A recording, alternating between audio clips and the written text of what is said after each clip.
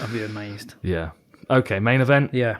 Max Holloway, Yair Rodriguez. I fucking love Max Holloway. I know. I love him.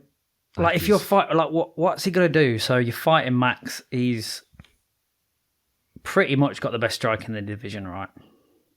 I would say some of the best striking in the sport. Pretty much. I mean, he was telling me in DC he was the best boxer. That's what I was sort MMA. of insinuating. Yeah, he definitely thinks he's got the best striking in the division. Where are you going to go? You're going to have to engage. He's smart enough and elusive enough that you can't just throw takedowns at him and hope he's going to do something. So you have to engage with his striking to some degree to set up your takedown, and then you just get peppered. That's it. You just get peppered coming in trying to do that, and then he moves off because he's very, he's got beautiful footwork and he's very elusive. Yair Rodriguez moves unbelievably well. Well, he did a couple of years ago. I don't know. We haven't seen him since then, have we? It's been a while. It has been a while. And it's not like he was busy before that. I think he fought maybe once a year before that. Mm-hmm. Yeah, I mean, he's been a bit plagued with injury, isn't he? Yeah. And he's had a lot of pressure on his shoulders as well. A lot of pressure on his shoulders ever since he came into the UFC. And he's been in the UFC a while, if you think. Like, he came through Ultimate Fighter season 1 of the Latin America. Yeah. That was 2014. He's very elastic and he bounces, he throws axe kicks and he's spinning attacks and he's that powerful body kick that he dropped Jeremy Stevens with. It was just like basically samurai sworded him in half, didn't it? Yeah. Beautiful. Yeah. But I can't imagine he has enough to deal with Max.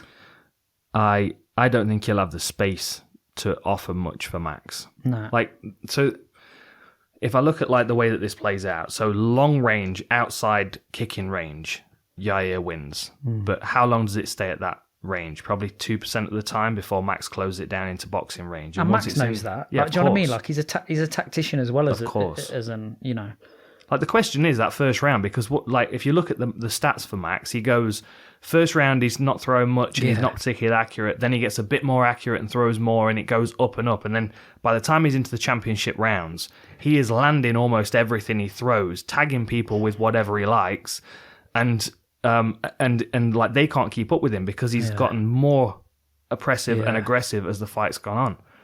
And I just think, like, if he starts with that space for Yair, then Yair's first round will probably be the best. Yeah. Because he'll be able to throw some kicks and then Max will start eating him away a little bit. But like, it goes from kicking range where Rodriguez has got the advantage to then boxing range where Max takes over, and he's very good with his footwork to hold it in boxing range.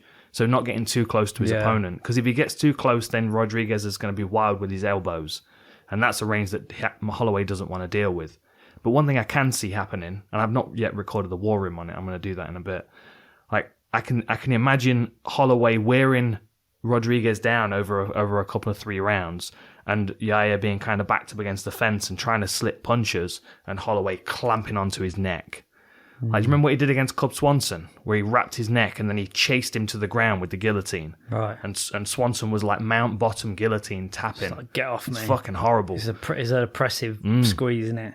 But like, the reason why the guillotine works so well for Max is because people try and get away from his punches. Like, if you look at UFC stats, and this is a standout stat for Max Holloway, strikes landed per minute, Rodriguez is at 4.33 and Max Holloway is at 7.26. I'm sure Max is in the rankings for stat leaders as well for strikes landed per minute. And what he did to Calvin Kattar was just it was brutality. It was brutality. He stole 5 years of his life with that fight. Mate, and like, how many 5-round fights has Max had? I think Yair's been there once with Chan Sung Jung. To be fair, he finished that with a second to go. Yeah, which is fair play. He can hang. But there's that amount of time you spend in there in 5-round fights. It's just you know the pacing strategy. You know what I mean? Like, Max has got probably the best pacing strategy in the sport. Like, you don't really see anyone that seems to have that, like, conscious on one level but innate on another level, that he's like, I'm going to increment. Oh, I'm going to increment. Oh, can you hang with this? Because I'm about to go up again. Oh, round 4, motherfucker. Well, I'm going up again. Yeah.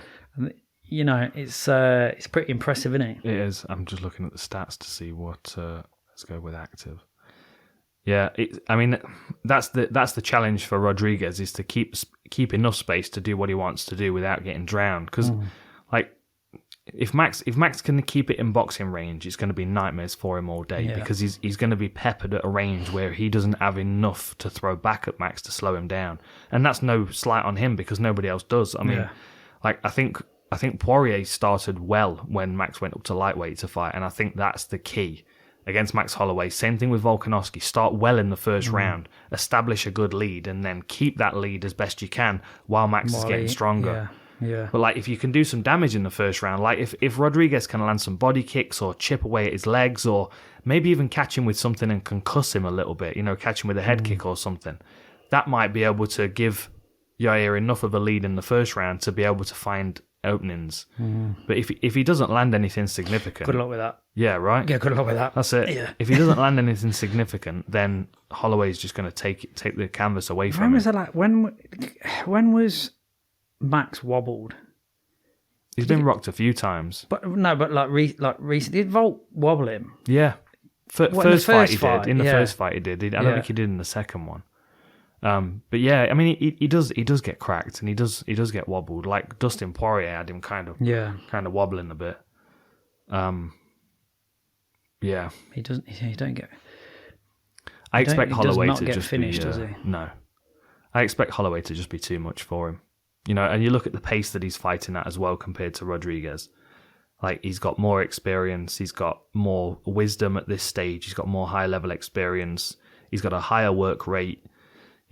He's more seasoned in his game. He knows what he's doing. Rodriguez is still learning. Yeah, he's been stopped once by Poirier in 2012. Armbar. Yeah. Like, he's not been stopped since. No. Like, he's only ever lost a decision. That's fucking. Yeah. I am Team Max, in case you didn't realise. He was the only person that took McGregor to a decision at featherweight. Yeah. I like him. He's the man. He seems to be peaking as well. Do you know what I mean? He knows who he is. He knows his game. He knows where he's at. He can look at the commentators and punch you in the face at the same time. It's pretty impressive. Very impressive. Yeah. He's just in a good spot. I like when you see, like, okay, right, you're peaking. I see it in across all sports. You know what I mean? Like, you just okay, you can. Yeah, you're right there. Yeah. And he's right there, and he is. Good luck. Yeah. I'm not sure this is going to go too good for him. Yeah. Cool fight. Couple of cool fights. Really good fights. Yeah. Really good. But I think. I mean, I'm up for being surprised. I have nothing against Yair, and I think he has got a lot of potential. But I think the weight of his potential is heavy on him. Weighs on him. Yeah. Like that first fight against Jeremy Stevens, that was Mexico City. I was there for that, and you could tell the weight of it. Like, his parents were there. He went over to him before the fight started, and he was like, "Oh, fired up." And then when it was an accidental eye poke, and it was stopped because of that, and he was just fucking losing his mind. He was like shit talking Bisping in Spanish as he came in to interview him and stuff. It was like he was just kind of the weight of the event. It was all about him. Yeah, him, main event, Mexico City. There was a lot of pressure on his shoulders, and he's a young man still. He's got a lot of skills, but he's still got learning of how to apply those skills in MMA. He needs to sort his body out real fast. If he's been struggling bad with injuries for a long time, hasn't he? Is he 29? 29. Yeah. Yeah. Good fights anyways. Yeah, good card. Like it.